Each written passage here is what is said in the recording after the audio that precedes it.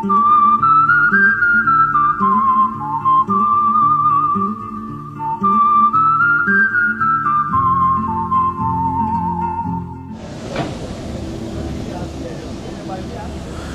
Baba Shri Kedar. A very good morning to all. So अभी बज चुके हैं सुबह के 5:30 और ऐसा है कुछ नज़ारा अभी केदारनाथ का। सो शुरुआत करते हैं पहले अपने स्टे से। ये है बीकानेर हाउस जहाँ पे मैं रुका हूँ। यहाँ पे कमरा मेरे को पड़ा था 6,000 रुपये का। इस बार रेट काफ़ी बढ़े हुए हैं तो बहुत अच्छे से प्लान करके आए। और ऑनलाइन बुकिंग अगर ना ही प्रेफर करें तो ज़्यादा अच्छा है, क्योंकि बहुत धांधलेबाजी चल रही है। एक बंदा मुझे मिला था, उसने ऑनलाइन बुकिंग करने के लिए QR कोड जब स्कैन करा तो उसके अकाउंट से 1,25,000 रुपये निकल गए। और उसके साथ ही नहीं, बहुत सारे लोगों के साथ ऐसा हो रहा है। और प्लस ऑनलाइन बुकिंग मिल भी बहुत मुश्किल से रही है। तो या तो आप किसी टूर एंड ट्रैवल के थ्रू बुक करें, वो ज़्यादा बेस्ट रहेगा, या फिर कोई इधर जान पहचान का हो तो अच्छा रहेगा। बाकी 1-2 नंबर मैं डिस्क्रिप्शन बॉक्स में छोड़ दूँगा, तो आप लोगों के लिए थोड़ा ठीक रहेगा वहाँ से बुक करना। और बाकी अभी आर्मी वगैरह सब आ चुकी है यहाँ से, तो अभी जाने नहीं दे रहे हैं। तो अभी ये इधर लोग नहा रहे हैं। ये देखो गर्म पानी की लाइन लगी हुई है इधर। अब समझ में नहीं आ रहा, गर्म पानी के लिए तो कम से कम 1-2 घंटे लग जाएंगे, तो क्या करा जाए। हिम्मत करके देखते चलो ठंडे पानी से ही नहा के जाने की। तो फ़िलहाल जाके अभी केदारनाथ मंदिर में चल के वहाँ का माहौल दिखाते, क्योंकि वहाँ बहुत अच्छा माहौल हो रहा है। और चलो चलते हैं उधर की तरफ, मिलते हैं बाबा के मंदिर के सामने। चलो दोस्तों, जब मैं होटल से मंदिर परिसर की तरफ पहुँचा तो मंदिर का पूरा प्लेटफॉर्म गदगद भक्तों से भरा हुआ था। हर हर महादेव के नारों से पूरी वादी झूम रही थी और तकरीबन रात के 3 बजे से भक्तों की लाइन दर्शन के लिए लग चुकी थी। मंदिर के पश्चिम द्वार की बात करें, जो कि मेरे होटल बीकानेर हाउस से 50 मीटर ही दूर था, ब्लॉक कर दिया गया था आर्मी और पुलिस द्वारा।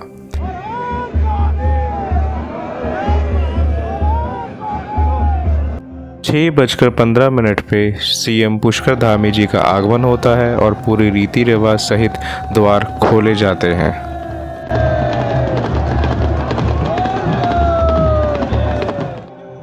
दोस्तों, जब मुख्य द्वार खुला तो जो हवा की एक लहर बाहर निकली, एक क्षण के लिए उसने हम सब भक्तों को मंत्रमुग्ध कर दिया। हम सभी की आंखें बंद हो गई और हाथ अपने आप हवा में ऊपर चले गए और ऐसा प्रतीत हुआ मानो साक्षात महादेव जी की ऊर्जा ने हम सबको स्पर्श कर लिया हो।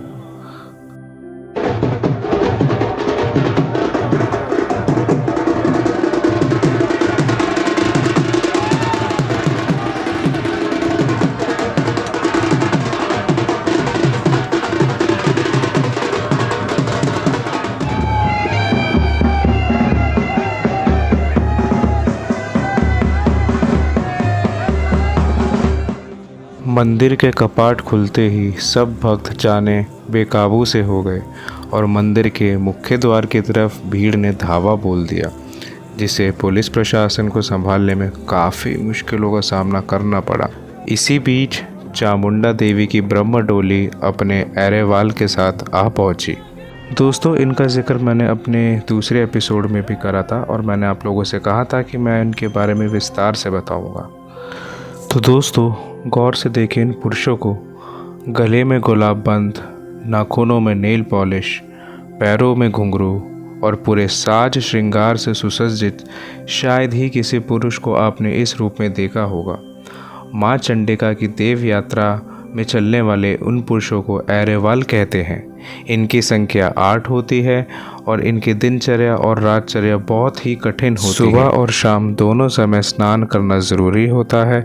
सूर्योदय से सूर्यास्त तक एक दूसरे से बात नहीं कर सकते, अपने नाखून नहीं काट सकते और सबसे मुख्य बात, यात्रा के समय इनके मुख हमेशा ढके रहते हैं, क्योंकि श्वास के साथ जो दुर्गंध आती है उससे देव शक्ति बाधित हो सकती है।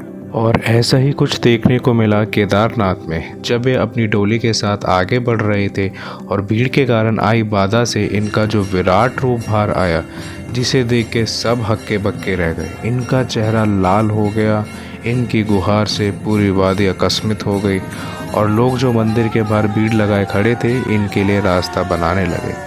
इनका विराट रूप देख के मेरे भी पैर कांपने लगे और मैं इतना ज़्यादा प्रभावित हो गया कि मैं अपनी जगह से हिल भी नहीं पाया।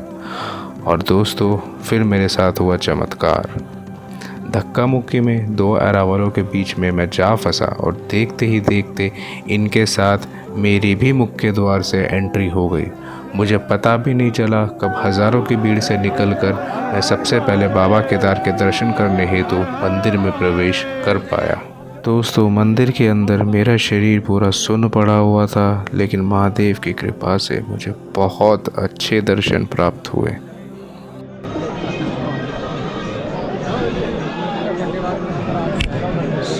मेरे तो दर्शन हो गए हैं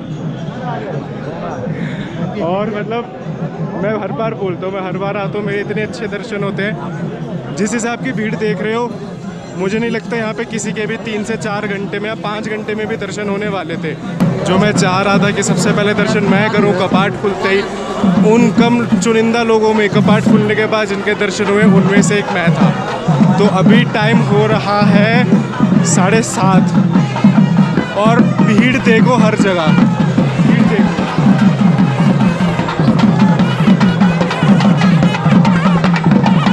जिनके साथ मैं था उनके कोई दर्शन नहीं हुए अभी, वो सो रहे आराम से।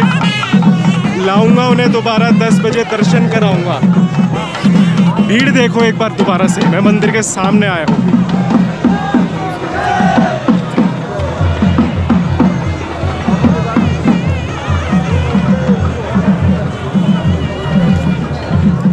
अब मैं आप लोगों को दिखा देता हूँ कि लाइन कितनी लंबी है और कितनी पीछे तक जा रही है। रुकिए।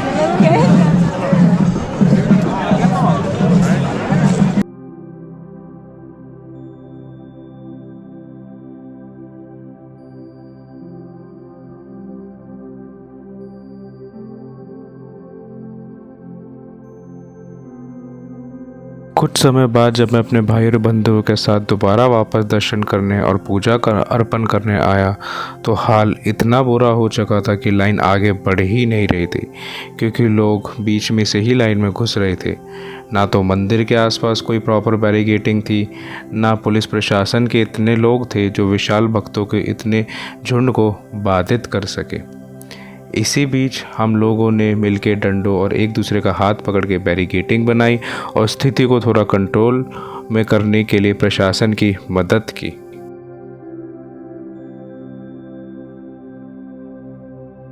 लगभग 1.5 से 2 घंटे तक सेवा करने के बाद हम पुनः दर्शन करने के लिए मंदिर में गए और दोबारा दर्शन करने के बाद विधि विधान के साथ जो शिवलिंग मैं अपने साथ लाया था उसकी स्थापना मैंने भीमशिला के पीछे की। दोस्तों, इस शिवलिंग की मैंने निरंतर पूरे 1 साल तक पूजा की। अपनी सारी भक्ति कूट कूट कर मैंने इसमें इकट्ठी करी थी, वो सब मैं बाबा केदार को समर्पण कर आया। दोस्तों, महादेव केदार रूपी आकृति में मेरे हृदय में हमेशा वास करते हैं, इसलिए मैंने अपनी भक्ति भी शिवलिंग के स्वरूप में वहाँ रख आया ताकि केदार से दूर होकर भी मेरी भक्ति बाबा केदार के पास पहुँचती रहे। मैंने अपना शिवलिंग इन बाबा को दान कर दिया जो इसकी प्रतिदिन पूजा करते हैं और बाकी भक्त भी इसके दर्शन कर इसकी शोभा और बढ़ा रहे हैं। बताओ। तेरा शिवलिंग जब भगवान पिड्डी अपना जो भोले लेके आए थे। दोस्तों, अगर आप लोग भी केदार जाएं तो इसे अपना स्नेह और प्यार इस शिवलिंग को ज़रूर दें। ये बाबा की पूजा हम करेंगे। ये भीमशिला है। माचिस देना पेटी पेटी। ओम आदेश। माचिस देना पेटी। और ये हमारे पंडित जी जिन्होंने हमारी शिवलिंग की स्थापना करवाई है। इसकी मैंने 1 साल तक पूजा करी थी। मेरा मन था कि मैं इसकी 1 साल पूजा करके मैं इसी पवित्र स्थान पे इसकी स्थापना करूं ताकि मेरे से ज़्यादा अच्छा ध्यान यहाँ के श्रद्धालु इसका रखें। तो यह है भीमशिला। भीमशिला के बारे में वैसे सबको पता ही होगा। जब आपदा आई थी इसी ने मंदिर को बचाया था। सबसे युगों युगों तक अगर कोई चमत्कारी चीज़ जानी जाएगी तो उनमें से एक ये होगी। इससे ज़्यादा चमत्कारी चीज़ आज तक इस कलयुग में अब तक कोई देखने को मिली भी नहीं है, ठीक है। तो मेरे को सबसे अच्छी जगह यही लगी, सबसे ज़्यादा जहाँ पे ऊर्जा है, सबसे ज़्यादा शक्तिशाली ऊर्जा जहाँ पे है, उसी के नीचे मैंने इसे स्थापित करा। तो अब एक बार इसकी परिक्रमा करते हैं और एक बार यहाँ से जाते हुए, विदा लेते हुए, दोबारा भक्तजनों से मिलाते हुए हम नीचे की तरफ प्रस्थान करेंगे। और जाने से पहले एक बार भैरव पे भी ज़रूर मत्था टेक के जाऊँगा। तो रात को मैं ठीक से दिखा नहीं पाया था, तो मैं अभी आपको एक बार भैरवनाथ के भी दर्शन करा दूँगा। तो चलो ऊपर मिलते हैं भैरवनाथ पे। जय बाबा केदार। पेट पूजा हो गई मेरी, अब मैं जा रहा हूँ फाइनली भैरव पे। और रात को भी गया था, लेकिन रात को मेरे पास GoPro नहीं था उस टाइम पे, तो मैंने उस टाइम पे कुछ मतलब रिकॉर्ड वगैरह नहीं करा। तो ये है पुल, ये आ रही है अलकनंदा बद्रीनाथ से, ठीक है, वहाँ से पीछे से आ रही है बद्रीनाथ से। और यहाँ पे ये देखो इनको तपस्या करते हुए, और उसकी उम्र देखो कितनी होगी, मात्र 14 से 15 साल। और हवा इतनी सही चल रही है ना यहाँ पे, इतनी ठंडी हवा चल रही है कि हमें इन कपड़ों में इतनी ठंड लग रही है। हाँ, तो मैं कह रहा था कि यहाँ पे मतलब कि अपना अपना स्थान ऐसा कोई ढूंढ लो कि सबसे अलग, भीड़ भड़ाका कुछ भी ना हो, और कहीं भी जाके शांति में एकांत में जाके बैठ के ना, अगर आपके पास रुद्राक्ष की माला है तो उसका जप कर लो। कहते हैं यहाँ पे 108 बार रुद्राक्ष की माला का जप करोगे, और यहाँ पे सिर्फ एक ही बार करोगे तो उसका यहाँ का एक बार 108 के बराबर होता है। इतनी शक्ति है यहाँ पे। तो नहीं होता तो ये शक्ति मैंने खुद महसूस करी है, तो इसलिए मैं इतना कॉन्फिडेंस से कह सकता हूँ। इसलिए मैं हर साल आता हूँ, इसलिए यहाँ पे आके मुझे सुख शांति सब मिलता है। तो मेरी बातों को ऐसे मत लेना, खुद आओ, खुद महसूस करो, फिर बताना, खुद लगेगा। क्योंकि इतनी पॉजिटिव और इतनी पावरफुल जगह है ना ये, इतनी ऊर्जा से भरी हुई जगह है ये, कि किसी शब्दों में बयां ही नहीं कर सकते। बाकी मैं आपको भैरव का रास्ता दिखा देता हूँ। ये देखो, एलिवेशन ज़्यादा नहीं है, 30 एलिवेशन है, 500 से 1 किलोमीटर के बीच पे, ठीक है। ये सामने केदार वैली है, वहाँ से हम आए थे। और वो मंदिर के सामने देख रहे हो ना, एक सेकेंड, केदार वैली दिखा रहा था, और केदार वैली दिखाते दिखाते मुझे मेरा पुराना टीममेट मिल गया। हम दोनों साथ टेक महिंद्रा में काम करते थे, और मतलब देख लो यार, ऐसे ही मिल जाते हैं। भोले की नगरी में भोले के भक्त सारे ना, है ना। ये भाई इनके दोस्त है, क्या नाम है आपका? अंशुल, हैरी। और बहुत बढ़िया बंदा है यार, ये बहुत अच्छा बंदा है। मतलब इससे मैं काफ़ी साल बाद मिल रहा हूँ, कम से कम मेरे ख्याल से 5 साल तो मैं गिन ही सकता हूँ आराम से। 5 साल हो गए मेरे को इससे पूरे मिले, क्योंकि टेक महिंद्रा छोड़े मुझे खुद 6 साल हो गए हैं। मुझे याद है कि एक बार तो उसके बाद मिले थे, लेकिन उसके बाद हम कभी नहीं मिले। तो चलो फिर मिलते हैं। अपने दोस्त से मिलने के उपरांत मैं भैरव बाबा के दर्शन हेतु भैरव घाटी के लिए बढ़ा। दोस्तों, भैरव बाबा केदारनाथ के द्वारपाल हैं, तो मंदिर से पहले इनका दर्शन करना, इनकी आज्ञा लेनी होती है, और इनके दर्शन उपरांत ही केदार बाबा के दर्शन करें।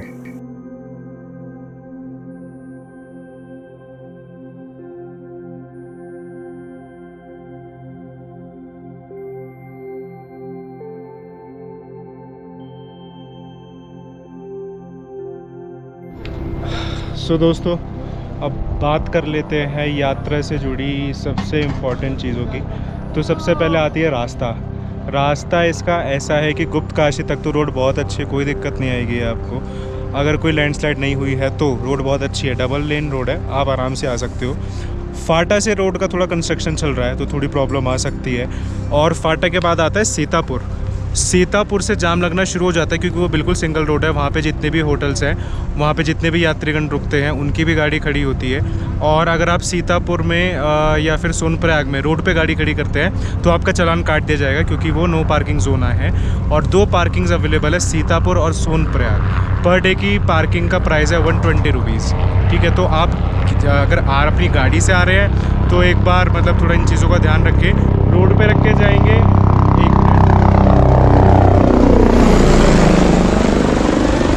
रोड पे गाड़ी खड़ी करके जाएंगे, आपका चालान काट दिया जाएगा। ठीक है, अब आ जाते हैं दूसरी चीज़ पे। सोनप्रयाग से आपको गौरीकुंड तक जाओगे शेयर टैक्सी में, प्राइस है 30 रुपये पर बंदा। ठीक है, तो उसकी लाइन लग जाती है सोनप्रयाग से ही, उसकी भी लंबी लाइन लगती है। तो आपको सुबह जल्दी चलना पड़ेगा, चाहे फाटा से आ रहे हैं, चाहे सोनप्रयाग रुके हैं, चाहे सीतापुर रुके हैं। कोशिश करें सुबह 4 या 5 बजे निकले, तभी आप टाइमली वहाँ से शेयर टैक्सी ले पाएंगे।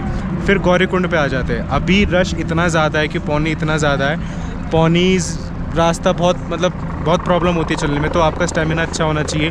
साथ में अपने ड्राई फ्रूट्स वगैरह लेके आएँ अपने अच्छे से, खाने पीने का सामान अपना भरपूर रखें, रेन कोट ज़रूर रखें क्योंकि बारिश होती ही होती है इस ट्रैक में। ठीक है, और एक्स्ट्रा वुलन क्लोथ्स आप ऊपर के लिए ज़रूर रखें। नीचे आपको लगेगा कि ठीक है इतनी गर्मी ऊपर क्या होगा, नहीं, ऊपर वेदर एकदम से चेंज होता है, आप अडेप्ट नहीं कर आपकी बॉडी अडेप्ट नहीं कर पाएगी, एकदम से प्रॉब्लम हो जाएगी आपको। फिर आ जाते हैं ऊपर आपके होटल्स एंड ऑल के बारे में। तो होटल्स के बारे में ऐसा है कि भाई होटल 2 महीने तक अभी फुल बुक चल रहे हैं। मिनिमम 8,000 रेट है 4 बंदों का, अगर लेना है तो 2 रूम का 2 बंदों का ये ले रहे हैं 4,000 रुपये। मतलब जो पैसे ये मांग रहे हैं ना वो लोग दे भी रहे हैं क्योंकि रूम अवेलेबल ही नहीं है। पहले डोरमेट्री थी, ये जो डोरमेट्री अभी आपको ये फ़ोटो देख रहे हो, जो ये वीडियो देख रहे हो, यहाँ पे मैं 2019 में रुका था, 600 रुपये पर बेड के हिसाब से ली थी। इसका फ़ायदा एक है जस्ट हेलीपैड के साथ में है। हेलीपैड से पहले GMVN के गेस्ट हाउस है, तो आप गेस्ट हाउस में भी रुक सकते हो।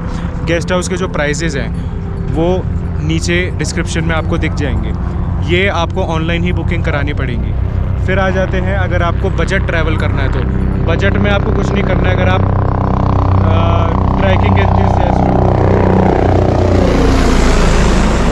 ट्रैकिंग एंथुसियास्ट हो तो आप अपना कैंप और अपना स्लीपिंग बैग वगैरह सब अपनी पूरी तैयारी से आओ। ये जो स्पॉट है जो आप अपनी स्क्रीन पे देख रहे हो, जहाँ पे मैं बैठा हूँ, यहाँ पे आप अपना कैंप लगाओ। आपको कोई परमिशन कुछ लेने की ज़रूरत नहीं है। लंगर भोलेनाथ का यहाँ पे लगता ही है, आप अपना आराम से खाओ। ठीक है, और हार्ट के पेशेंट वगैरह थोड़ा अपना देख संभल के आएँ क्योंकि प्रॉब्लम हो जाती है चढ़ने में। और प्रॉब्लम सबसे बड़ी ये है कि आप इतना बड़ा ट्रैक करके आते हो और आपको ऊपर रूम ना मिले ना, आपकी बॉडी आधी वहाँ जवाब दे जाती है। क्योंकि हम जब इतना बड़ा, कम से कम बोलते 16 किलोमीटर का, लेकिन ये है 21 किलोमीटर का, हम इतना बड़ा ट्रैक करके जा रहे हैं और हमें कोई बैठने के लिए जगह ना मिले या फिर लेटने के लिए जगह ना मिले, तो बॉडी उसमें इतना थक जाती है। तो आप आ रहे हो तो प्लीज़ अपनी यात्रा प्लान करके आए। हेलीकॉप्टर की बुकिंग भी कर रहे हैं तो ऑनलाइन बुक करें, जो कि अवेलेबल बहुत कम मिलती हैं। तो आप किसी टूर एंड ट्रैवल एजेंसी को पकड़े, क्योंकि मोस्टली वो लोग क्या करते हैं, वो ऑलरेडी अपने आप बुकिंग रखते हैं अपने पास, वो बुक करके रख लेते हैं और वो थोड़े से एक्स्ट्रा प्राइसेस में आपको दे देते हैं। बट कोई नहीं, अगर आपको दर्शन करने हैं तो आप इतना सोचने की ज़रूरत नहीं है। हेलीपैड का भी बता देता हूँ, ऐसा नहीं कि हेलीपैड में आपको जो टाइम मिलेगा आप उसी में ही आपको आना जाना होगा। मौसम बदलता रहता है, बारिश बहुत होती है, तो कई बार ऐसा होता है कि अगर आपको शाम को जाना है, शाम को हेलीपैड नहीं चलेंगे तो आपको नेक्स्ट मॉर्निंग जाना पड़ेगा। तो आपको अपना अरेंजमेंट हर हिसाब से करना पड़ेगा। तो मेरी राय यही रहेगी कि अपनी यात्रा अगर यहाँ के लिए करें तो फुल अच्छे से प्लान करके आएँ, राम भरोसे बिल्कुल भी ना आएँ क्योंकि रश इतना ज़्यादा है, वो आपने पूरे व्लॉग में देख ही लिया है। बाकी महादेव की कृपा तो है, उनकी कृपा बनी रहती है अपने भक्तों पे। सच्चे मन से सच्ची श्रद्धा से आओगे तो हर रास्ते खुल जाते हैं, मैं तो इतना ही जानता हूँ। तो चलो करते हैं इस व्लॉग को यहीं पे ख़त्म, भोलेनाथ का नाम लेके। This is Abhishek signing off. मेरा व्लॉग पसंद आए तो प्लीज़ लाइक करें, सब्सक्राइब करें, और कुछ अगर कमी रह गई हो तो मुझे क्षमा करें। हर हर महादेव। तो दोस्तों नज़र डालते हैं कुछ और महत्वपूर्ण चीज़ों पे, जैसे यात्रा मार्ग की साफ़ सफाई की। तो ये हमारा कर्तव्य बनता है कि हम यात्रा की गरिमा बनाए रखें और उसे साफ़ सुथरा रखें। अब बात करते हैं प्रसाद की। प्रसाद आप मंदिर के बाहर से भी ले सकते हैं, लेकिन घर से घी और चंदन लाना ना भूलें क्योंकि बाबा के धड़ पे घी और चंदन का ही लेप लगाया जाता है। सुबह 5 बजे भक्तों के लिए कपाट खोले जाते हैं और दोपहर 2 बजे तक ही जल चढ़ता है। उसके बाद शाम 5 बजे तक मंदिर बंद कर दिया जाता है बाबा के श्रृंगार हेतु, और शाम को बाबा के सिर्फ श्रृंगार रूपी दर्शन ही होते हैं। आप जल या घी या कोई और सामग्री अर्पण नहीं कर सकते। और आप इस रेस्टोरेंट पे भी खाना खा सकते हैं जिसका नाम है भोला सरप्राइज रेस्टोरेंट। इसका खाना काफ़ी शुद्ध और अच्छा था और यहाँ पे थाली थी 250 रुपये की। इसके अलावा आप जो भी सामान रास्ते में से ले रहे हैं उसकी एक्सपायरी डेट चेक कर ले, क्योंकि काफ़ी सामान पुराना एक्सपायरी डेट का बेचा जा रहा है। और दोस्तों एक विनती और करूंगा मैं आपसे कि आप घोड़े और खच्चरों का जितना कम हो सके उतना प्रयोग करें, क्योंकि जाने अनजाने में अगर आपके वजह से किसी भी खच्चर की मौत होती है तो उसके पाप के भागीदारी भी आप होंगे। हमारे महादेव पशुपतिनाथ कहलाते हैं, वे सभी पशुओं के बहुत प्रिय हैं, तो अगर हो सके तो आप पैदल यात्रा ही करें। पैदल यात्रा करते समय आपको काफ़ी सतर्क रहना होगा, क्योंकि आगे जाके रास्ता काफ़ी सक्रिय हो जाता है और आपकी एक छोटी सी लापरवाही आपकी जान भी ले सकती है। और यही मंज़र मैं आपको दिखाना चाह रहा हूँ। उतरते समय एक घोड़े की टक्कर एक औरत से हो गई और वह नीचे 80 फुट ग्लेशियर पे जा गिरी और उसे रेस्क्यू करते हुए ये SDRF के लोग, महादेव की कृपा से वे बच तो गई, लेकिन उन्हें काफ़ी गंभीर चोटें आई। दोस्तों ये थी यात्रा की संपूर्ण जानकारी। अगर फिर भी आपको कोई प्रश्न पूछना हो तो आप कमेंट बॉक्स में पूछ सकते हैं, मैं उसका तत्काल जवाब देने की पूरी कोशिश करूँगा। अंत में जाते हुए मैं पुनः आपसे विनती करूँगा कि बाबा केदार के धाम सच्ची आस्था से जाए, धाम को साफ़ सुथरा रखने में अपना योगदान दे और अपनी यात्रा प्लान करके जाए। दोस्तों लेता हूँ आपसे विदा और मिलूँगा आपसे जल्द ही अगले व्लॉग में, जहाँ मैं आपको ले चलूँगा बद्रीनाथ धाम और दूँगा आपको बद्रीनाथ धाम की संपूर्ण जानकारी। तो चैनल को सब्सक्राइब करना ना भूलें। महादेव आप सभी पर कृपा बनाए रखे और आप सभी भक्तों को खुशियों से सुसज्जित रखे। हर हर महादेव।